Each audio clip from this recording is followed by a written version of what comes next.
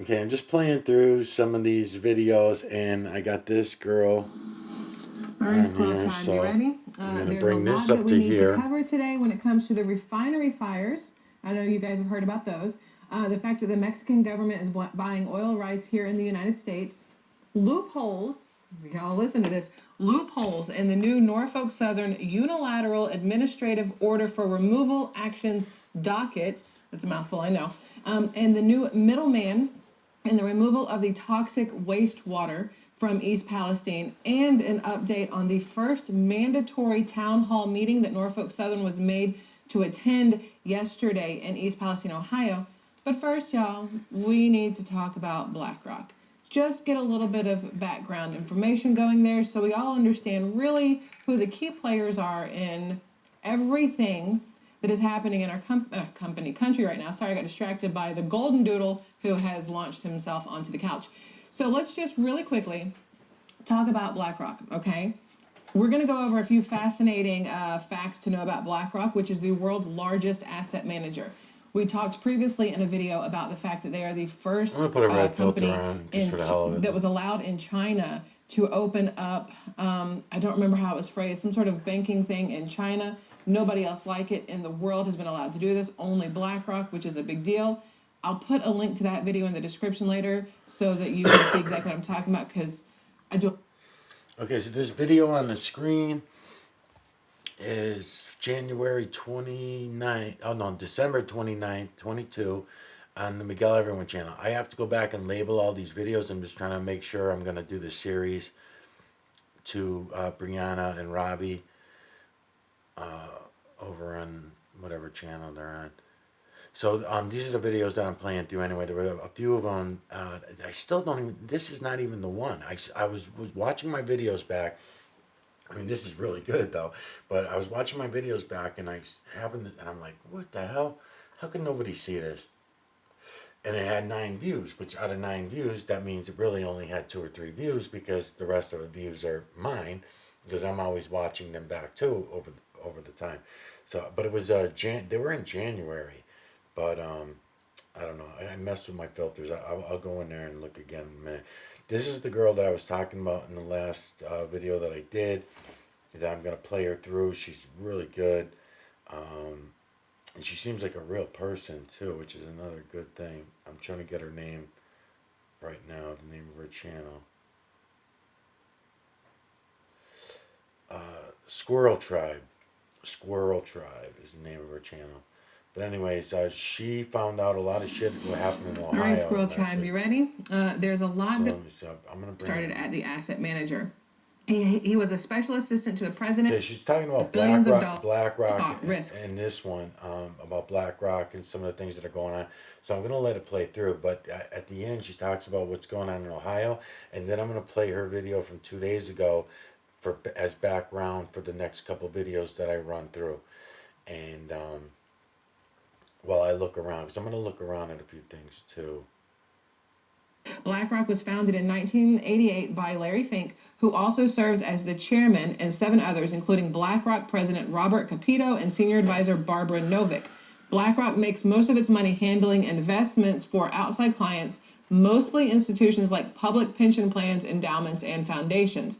Cool, true, but still, some of the things they decide to get into, not even as a company, but as the people in BlackRock, the things that they dip their hands into and the things that they get into, always a phone call, I swear.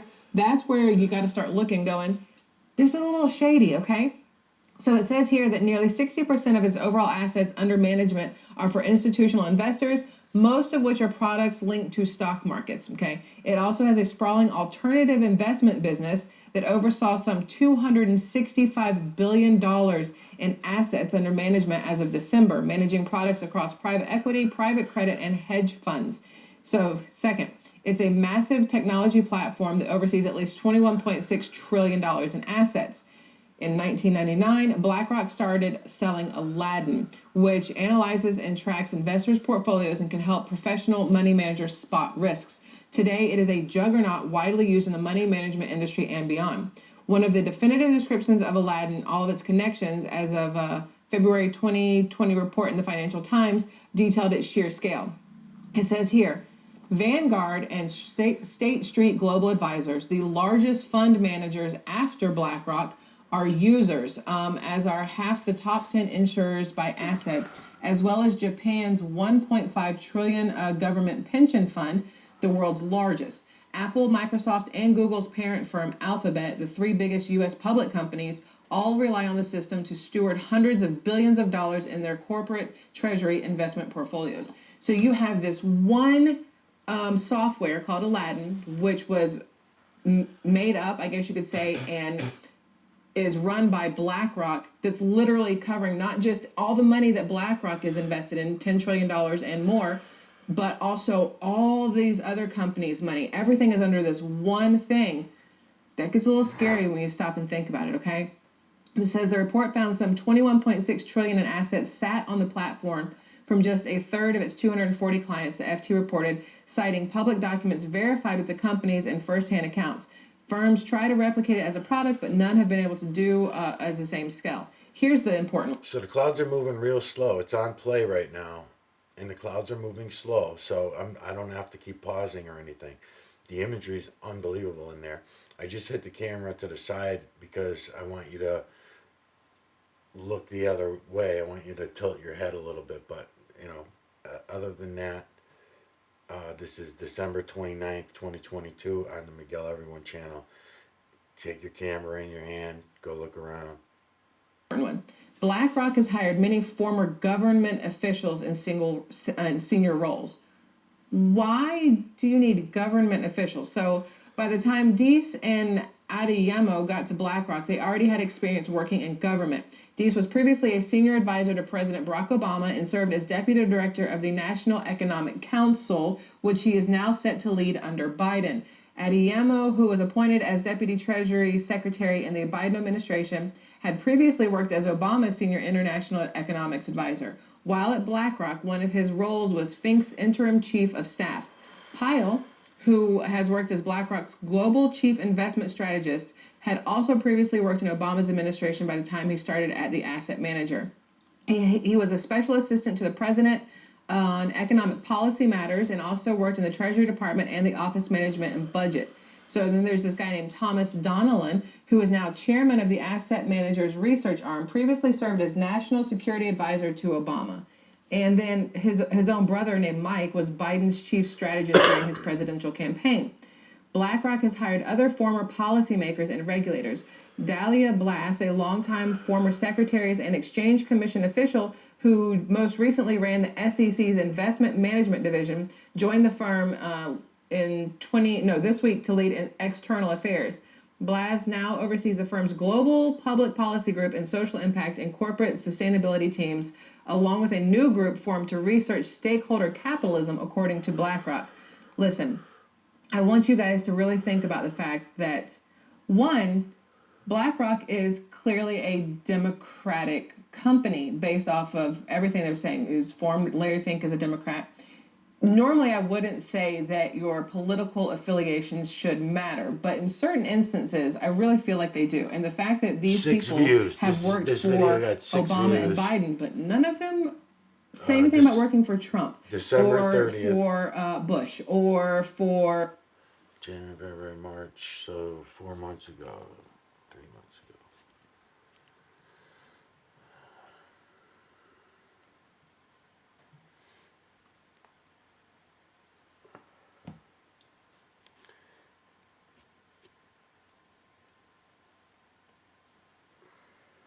or anybody else that happened to be a Republican president since BlackRock has been in existence. They've worked under Democratic presidents and in their campaigns and things. That's interesting, to say the least, to me, especially now with Biden where he is and the things that are going wrong, that too, going along in our country and outside of our country when it comes to China and Ukraine and things like that. It's all just a little suspicious. Like I already remastered it already. To me. I'm not huge into politics. I don't generally talk politics because there's a lot of stuff I do not understand when it comes to politics, just to be 100% open. I don't, series. For me, I wouldn't say I'm a Republican. I wouldn't say I'm a Democrat. I wouldn't say I'm an independent. I would say that I align with a little bit of everything everywhere. So I don't really know where that puts me. I do know that I don't like the way things are going currently. I'll put it to you like that. Yeah, so I just, a little extra there about me, if in case you were curious. But the Federal Reserve tapped BlackRock during the last financial crisis. This is what is interesting to me. So they played a significant role in aiding the Federal Reserve in early 2020. Again, you are pulling in a company to help with federal issues, with things that that deal with the government. You're pulling in that's where it gets weird to me. You're pulling in a company that is not technically a federally owned company to deal with federal issues for our government. So the FMA unit, which is effectively BlackRock's consulting arm, separate from its investment management operations, had a significant role to play in the U.S. government's coronavirus pandemic response. In March of 2020, the Federal Reserve picked FMA to handle an emergency asset purchasing program. There was no process where other asset managers could have bid for the job, according to Wall Street Journal report. It went straight to BlackRock. There was nobody else that was up for it. It wasn't a bid job, which generally speaking, when you do something for the government, it has to go out to bid. There are bids that have to come in to make sure that the government is paying or getting the best option possible, since they're using taxpayer money most of the time to do what they're going to do. So you have to put things out to bid, and specific players can be the only ones that can bid. But generally speaking, government requires 3 bids on anything that they want to get done, whether it's something like this or fixing a roadway or whatever else there could be. They're expected to get 3 bids from qualified contractors, or however you want to phrase it. And they did not do that here. They said, you know what, straight to BlackRock. That's the only one we want to go to. Go straight to BlackRock. We're not going to worry about the bids. We'll go straight to them, which in itself is shady. After an analyst said on an April earnings call that investors viewed BlackRock's mandate as a bailout for his firm or the exchange-traded fund industry broadly, Fink called the question insulting. So it says here, Federal Reserve tapped BlackRock during the last financial crisis too. So the investment manager had been there before, defending its connection to the Federal Reserve. During the global financial crisis of 2007 to 2009, the Federal Reserve Bank of New York asked BlackRock's FMA division to handle assets of Bear Stearns and AIG, both on the verge of collapsing. They have access to information when the Federal Reserve will try to sell securities and what price they will accept. And they have intricate financial relations with people across the globe. Republican Senator Chuck Grassley told the New York Times at that time, the potential for a conflict of interest is great, and it is just very difficult to police. BlackRock has emphasized that the division handling Fed mandates, the FMA, is distinct from its core money management business to prevent conflicts. Now, Fink, which we've already established, is the owner, the CEO, the starter of BlackRock. He has been vocal on matters of climate change, urging other companies' leaders to consider the associated risks. Climate change has become a defining factor in companies' long-term prospects, he wrote in his open letter to chief executives in January. I don't really think that matters, but his firm has been scrutinized for its record on supporting shareholder requests for climate-related disclosures, and it has been long rumored that Fink himself could head to D.C. That's the next interesting one. Fink was reportedly under consideration by 2016 presidential candidate Hillary Clinton to run the Treasury Department. He was also rumored to be under consideration for Biden's administration, but he has squashed that chatter for now. In 2020, private equity founder David Rubenstein asked Fink during Bloomberg's virtual New Economy Forum how he would respond to a request from Biden to serve in his cabinet. Thank you for that honor, but I'm very happy at BlackRock. I've committed to my employees and to my board and to my family already. I'm staying in New York for the time being. Now, it says here, you got to talk about BlackRock and all their acquisitions. They have made a ton of acquisitions. In 2020, the firm said it would acquire a California-based investment provider called Aperio for approximately $1 billion in cash. In 2019, BlackRock acquired eFront, a French startup that runs alternative investments management software, for $1.3 billion. In 2009, BlackRock acquired Barclays Global Investors in a deal that included Barclays iShares ETF business. 3 years before that, the firm acquired Merrill Lynch Investment Management. They're pulling up everything so that by the time it's all said and done, BlackRock is all there will be. There will be no other option. The feds will go to them for help. If you want anything to do with pension or anything like that, or even real estate, BlackRock will have their hand in all of it. They will be bigger than the government at some point in time, which is already That's a 50 lot, y'all. years So ago. I just wanted to bring that to your attention. Now, what we need to talk about here. This is a little bit, couple days old news, but the links are the dots that we're going to put together here. That's not. So there was a And none of them work on the gold standard. It's amazing. And the shit's been going on for 50 years. So now we all just, all of a sudden, everybody's paying attention. No, they still are not. This is one girl with whatever I said it was earlier, 60,000 views so far. She just put it up yesterday. But nobody in mainstream, they should have already been talking about this, several weeks ago. The Ohio shit, the explosion in Ohio, I'm talking about. The BlackRock stuff, they should have been talking about, like I said, 30, 40, 50 years ago. But they changed the names of these programs and businesses over the years as well. So that gets very confusing too. Because when you say BlackRock, that can be accounted for six other entities that all existed over the last couple hundred years. They just transferring their names, you know. a Anyway, fire, Pemex hit by fires at 3 facilities in one day.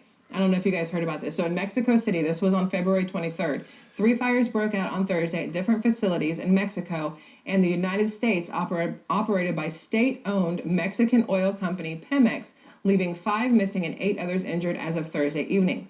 5 people were unaccounted for after a fire at a storage facility in the state of Veracruz that had sent 3 others to a hospital, the company said in a statement. The cause of that fire, which had been put out, has not yet been determined.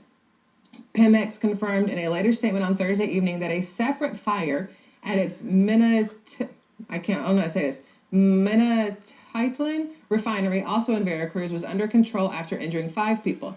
The fire had not interrupted the refinery's operations, Pemex said, adding that it is presumed that the possible cause of fire was product runoff on a hot surface. A 3rd fire was also reported Thursday by a community alert at a unit at Pemex's Deer Park, Texas oil refinery. It later updated with an all-clear notification. Earlier this week, at least 2 people died after a vehicle collision inside a Pemex refinery in the Mexican state of Hidalgo, according to local media reports. Now, this is what I want to point out to you. When I read this, my first question was, there were facilities in Mexico and the United States operated by state-owned Mexican oil company Pemex. So I was like, why is there something in Deer Park, Texas, if it is a state-owned Mexican oil company? And I did not understand why that would be the case. So I was like, well, let's figure out why. For those of you who don't know, Pemex. that's unbelievable. I'm looking at the Pemex screen. is a. Some really good. Hold on, The let me imagery just is figure this so right. Okay. clear. Pemex is the Mexican state-owned petroleum company managed and operated by the Mexican government, okay? The Mexican government owns and operates this. So if Pemex is owned by the Mexican government, why is there a refinery in Deer Park, Texas? And the question is answered. Here we go. Let's see. Shell Oil Co., the U.S. subsidiary of Royal Dutch Shell, had owned the refinery for more than 90 years. Now, Pemex, which owned half the company, bought Shell's 50% ownership for $596 million in cash and debt. This was in January of 2022. So, Mexico is a major producer of petroleum and other liquids and is one of the largest providers of U.S. oil imports. Mexico is one of the largest producers of petroleum and other liquids in the entire world. You don't often hear Mexico when you're hearing about oil and gas and all those other issues. You hear about Russia and things going on over there, and Ukraine and Saudi Arabia, I think, and places like that. But Mexico doesn't often jump into the conversation. But it turns out Mexico owns a massive share of Shell. They also have. So the clouds are moving real slow, so I don't really have to pause, but I am going to probably jump forward a little bit here and there. When I see that I moved the camera. Actually, maybe I can't. Let's see. This might be too good to.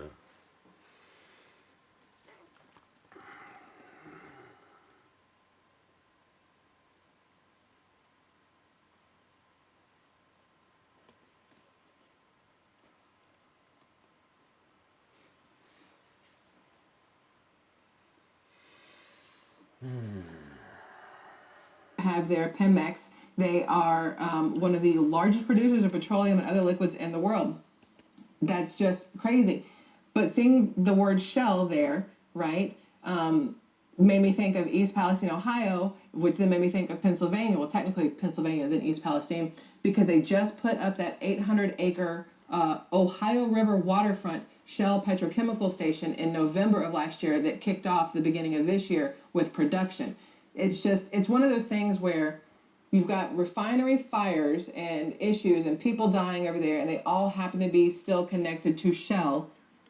It's just a really weird coincidence. And the fact that all of those had issues on the same day, on a Thursday, that sounds like inter office. What is the right word here, y'all? I can't think of it. Not terrorism, because that's not the right word, but it's diabolical. I can't think of the right word. If you guys can think of it, put it in the comments below.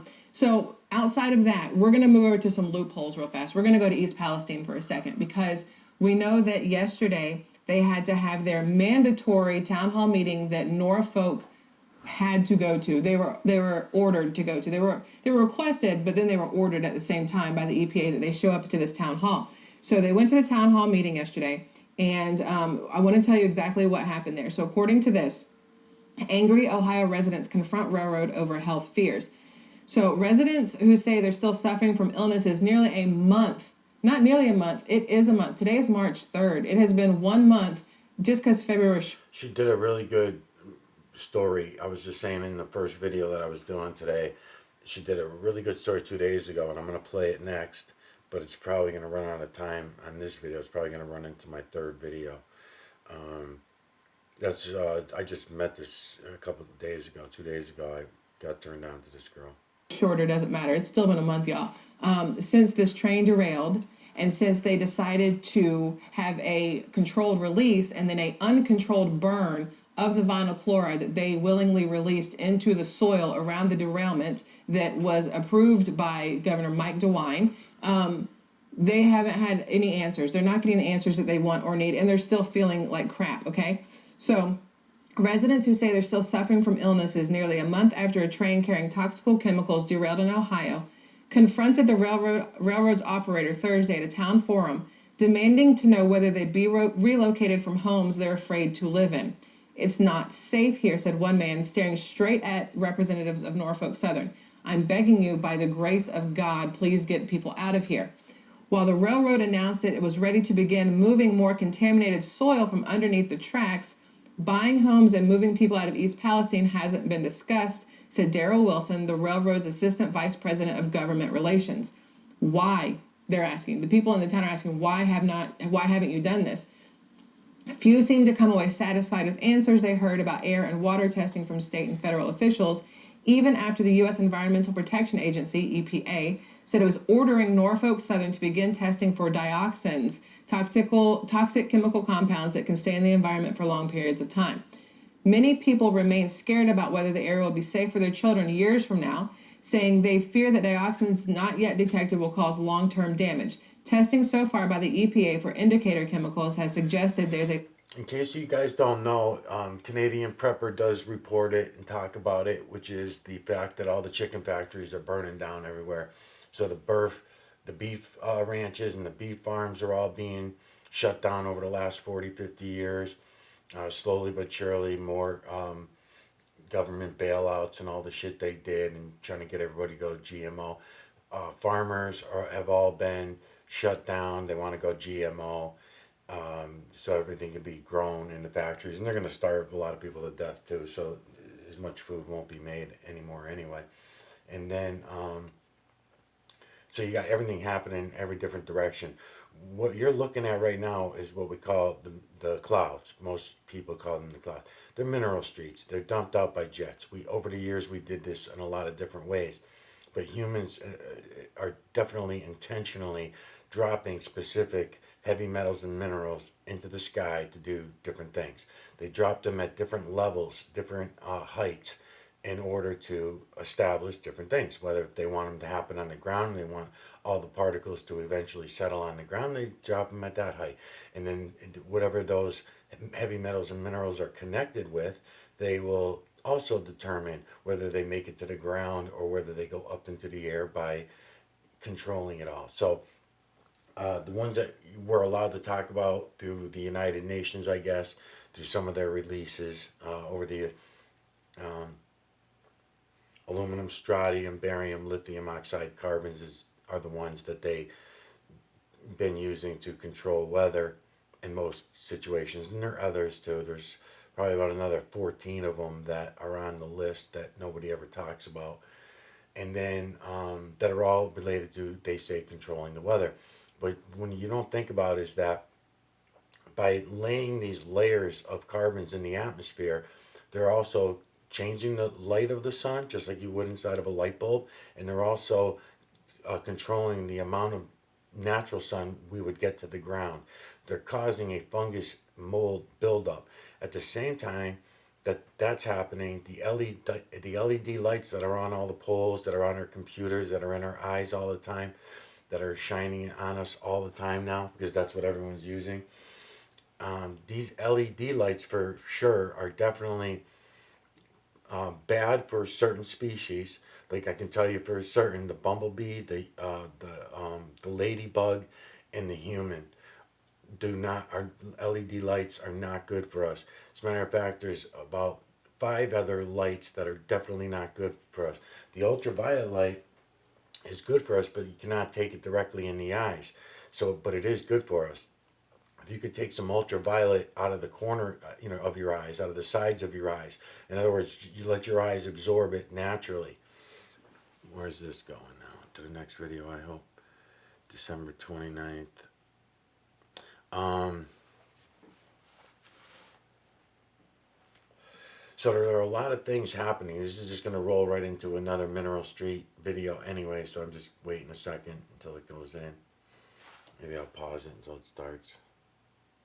But seeing the word shell there, right, made me think of East Palestine, Ohio, which then made me think of Pennsylvania. Well, technically Pennsylvania, then East Palestine, because they just put up that 800-acre Ohio River waterfront Shell petrochemical station in November of last year that kicked off the beginning of this year with production. It's one of those things where you've got refinery fires and issues and people dying over there, and they all happen to be still connected to Shell. It's just a really weird coincidence. And the fact that all of those had issues on the same day, on a Thursday, that sounds like office. What is the right word here, y'all? I can't think of it. Not terrorism, because that's not the right word, but it's diabolical. I can't think of the right word. If you guys can think of it, put it in the comments below.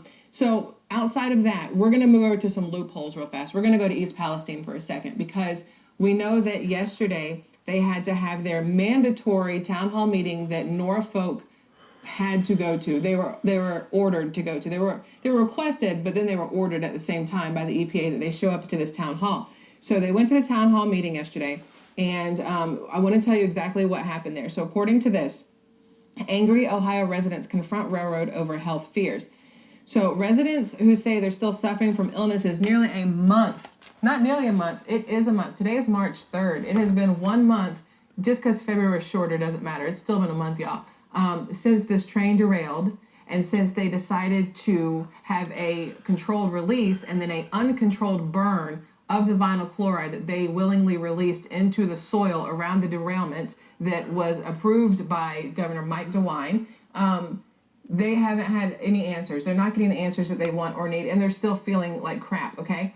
So residents who say they're still suffering from illnesses nearly a month after a train carrying toxic chemicals derailed in Ohio confronted the railroad's operator Thursday at a town forum, demanding to know whether they'd be relocated from homes they're afraid to live in.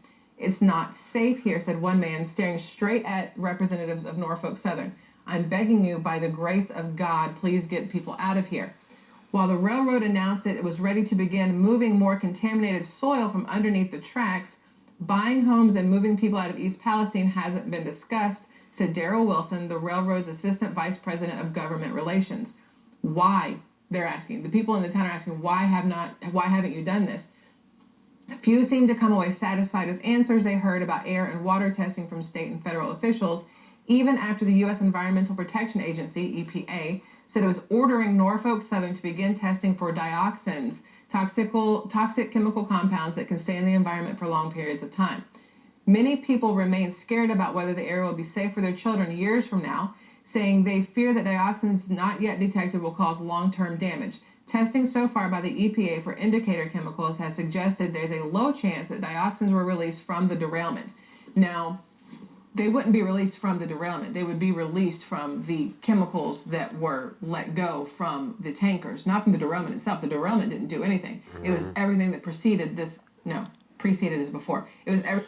I just found that out myself from this girl. I was under the impression that through all the mainstream media that the cars fell over and two of them had punctured and already leaked, and then another one or two had not leaked, but if it overheated from the fire, it could explode. They had to, so it made no sense to drain it. Why would you not just put out the fucking fire, keep water on it, get it down, and that kind of. But anyways, it got even worse than that because then this girl comes out and reports that no, it wasn't. The whole derailment wasn't even as bad as they made it out to be, and there was really no need, unless she did find a need. Maybe that's what it. And I'm gonna try to get to that. Maybe she might get to it in this video if I can keep my mouth shut.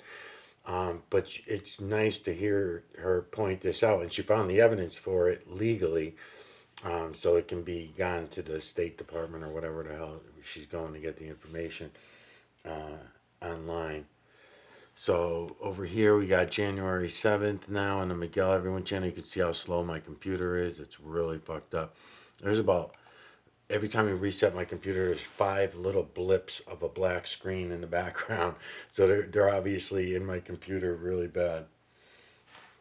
Everything that happened after the derailment that is important here.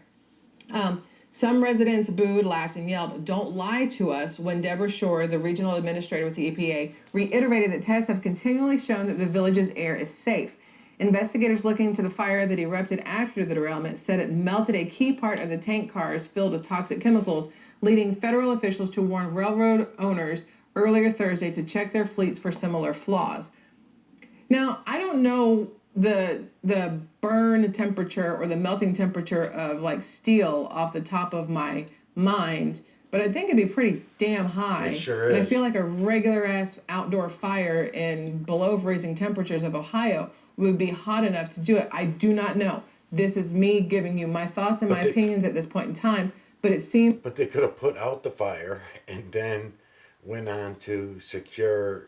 I mean, for as long as it took you to get a crew there to do a burn, you could, in that same amount of time, put crews in there to cool it all down and keep it cool for a little while until you got cooler trucks there to transfer it into or whatever. You know, I mean, there was no need to burn it. She's right. Seems really weird to me that they're saying that this fire caused all these issues when it was really, really cold out. Fire can only get so hot. Steel has a melt rate, burn rate, break rate of something, I'm sure. If you guys know the answers, put that in the comments for everybody, please. I'm sure we're all wondering the same thing. So, Well, yeah, they're right that you can't boil chemicals. You know, so even if you put chemicals inside of a pot on the stove, yeah, the pan is not going to be the problem. The problem is going to be the chemicals. Chemicals are going to explode, and that's what they were claiming. That's what the governments were complaining. That's what the company of the chemicals was complaining about. So that part she may be wrong about, but she's right about the fact that, well, if she would take it a step further anyway, she would be right because there was no reason you couldn't have got cooler trucks. And I mean, you could have just called the local ice fucking company and said, we have an emergency going on. We need 10 fucking buckets of ice, you know, or truckloads, I mean, of ice immediately. At the same time, the fire department was already there putting out the fire. So it was just a matter of, they're cooler trucks. If the train's broken down and the chemicals are not being cooled in the cooler truck, then that's what would cause the problem. Is they would overheat and heat up and explode. So that, okay, I get that. I would get that if that was the whole story. But so then why say we don't have enough time? So we're going to take the next 6 hours to set up a controlled burn, put all these chemicals into the air and let them drop all over the ground. I mean, they knew that was going to happen like that. I mean, it was huge catastrophe. So why do it though? But I think she found the reason, because Exxon's right up this fucking street. So that's where those tankers were all heading was to an Exxon. Okay, so all these things are going to be controlled. Um, they already are. Again, they're already controlled for the last 50 years. I can hear it in my voice. I'm really fucking stressed out today. Let's just let this girl talk, I guess. The National Transportation Safety Board, or NTSB, said investigators determined the aluminum covers over the pressure relief valves on 3 of the 5 tank cars carrying vinyl chloride melted, and that some of the metal was found around the valves. Why are they aluminum covers? If you know that you have just highly toxic chemicals in these cars, why don't you have a stronger top, I guess you could say? Because isn't steel stronger than aluminum?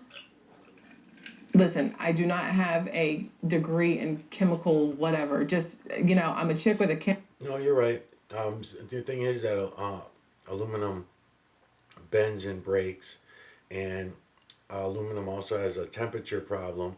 It can't keep up to hot, cold, hot, cold, hot, cold, because then it also breaks, cracks. Aluminum cracks easy, um, and it might transfer heat a little differently, and it's obviously lighter.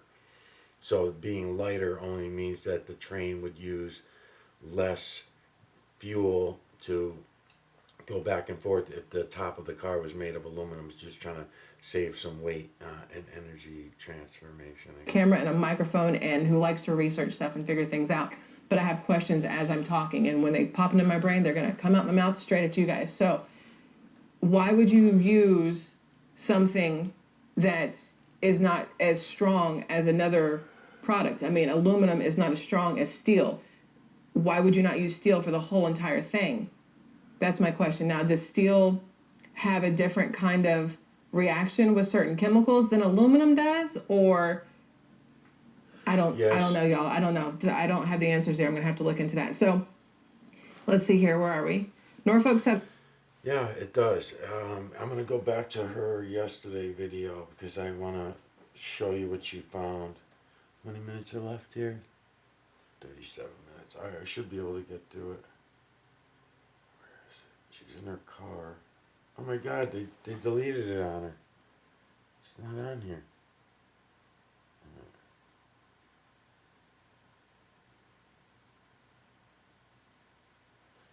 Oh, they deleted it on her. It was just down here like 20 minutes an hour ago. When I started the video an hour ago, let's try this again. Videos. Yep. Unbelievable. Let me make sure. She was driving in her car and she came out about a chemical place right up the road that the tanker was heading to. And the video's gone. Son of a bitch. Yep. It would have been the second video on her channel, and it's gone now.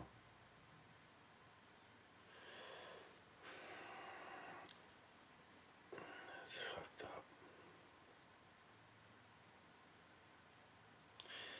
I'm going to look through her thing here a little bit and see if I see her sitting in the car anywhere. I guess I could just try to hit the second video and see if maybe the picture just changed. I don't think so. Let's find out. All right, so March has started off with a bang, pun intended, I guess. There was another explosion at an Ohio facility yesterday, March 1st, 2023. So we have that. Okay, so the video she did in her car is gone. A couple hours ago when I started doing videos, I said I'm going to do a thing to this girl, and then not a series. I was just going to include her on the Brianna series and Robbie series. And that's amazing. And the fucking video's gone. But anyway, she's got this one up there. Let's see what she has to say. Going on, we also have now that the EPA is demanding. This is Squirrel Vibe. Squirrel Vibe, I think is the name.